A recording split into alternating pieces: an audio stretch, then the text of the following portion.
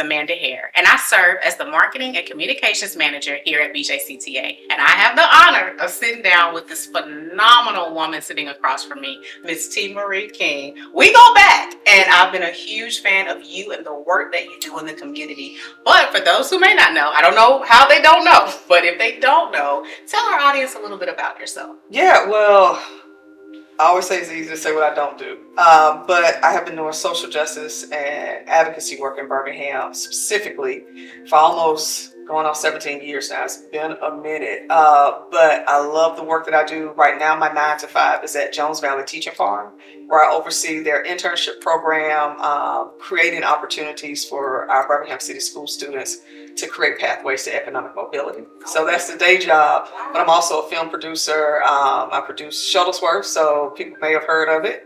If you haven't seen it, it's on PBS now. And I actually just created a new digital series with PBS called In the Margins.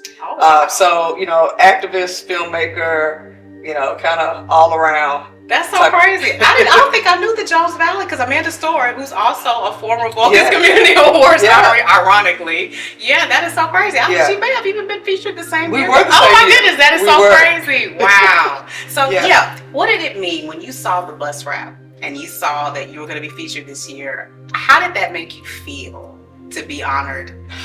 It's a blessing. I think when you spend so long doing work in your community, and I do work that's not necessarily work people always pat you on the back for. Mm-hmm. You don't get a lot of the public kind of thank you for the work that you do, but a lot of times organizers, activists, and community work folks are in the community. They're on the ground doing the work, but to have people in your own community say, we see the work that you're doing and we appreciate it and we want to celebrate you. It was very sweet, very humbling, truly a blessing from God. Wow. Yeah. And I'm so grateful that you're honored this year. Now, I did not say her name in our unveiling video, but we're going to do a longer version of that that's a little bit more detailed anyway. No, it's cool. So my apologies. I think I was so excited about all of the people that were featured this year. Now, you may have noticed, so this year, my theme was Birmingham Has More Icons. And traditionally, when you see and hear of Black history, it's always these black and white photos. And don't get me wrong, we have to celebrate where we come from to get to the future and even the now, the present today.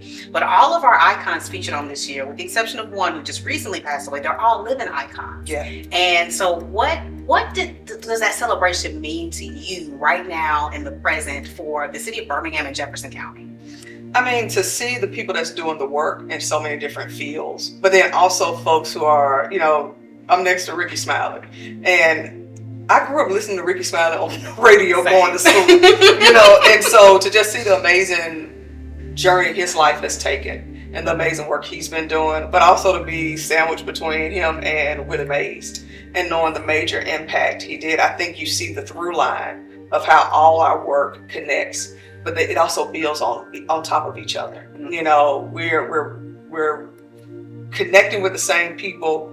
We're reaching outside of our community, but to have people who say, but this is my home and I'm doing the work, or I decided to stay home, or I'm elevating our stories at home, doing music about our home. I think it's great when you can see who's in your community, but it also shows younger people you can be here and do amazing things because amazing people have done work here and come from here. Wow. So I hope it's an encouragement and empowerment to younger people who see the bus and say, well, wait a minute, what do they do that I can figure, and maybe it connects them to something that they may want to be involved in. Yeah, absolutely. Yeah. So when you think about future themes, we've been doing different themes for quite a while. We have our Stop the Violence campaign. We're working on our Women in Business history wrap now. What is something that you may think of in the community that you're like, oh man, I wish they got a little recognition with the bus wrap?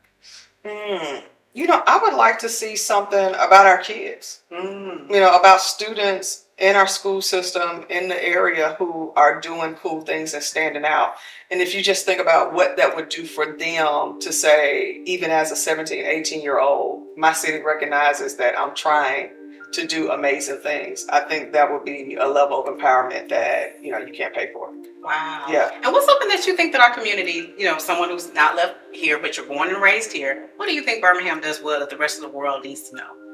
Man, Birmingham is a community of fighters. Mm. You know, we some warriors, and you've seen it in the 60s. I don't think we get enough credit of how young people play such a key role in shifting not only the city of Birmingham, but literally became a beacon for our nation, right? And I think when young people understand you come from warriors, you walk the same streets that these folks walked and fought on. Like, I think what we do well here is we know how to show up for our own. You know, I think the mayor says it all the time, I put on for my city. You know, I think Birmingham folks really rep their city and the amazing folks that are doing amazing work. Now, that doesn't mean we don't have the challenges. Every city does. But I think what you see down here is something you don't see in other places, and that's that love for your community. I love that. Birmingham has more icons, including you. Oh, I love that. Okay.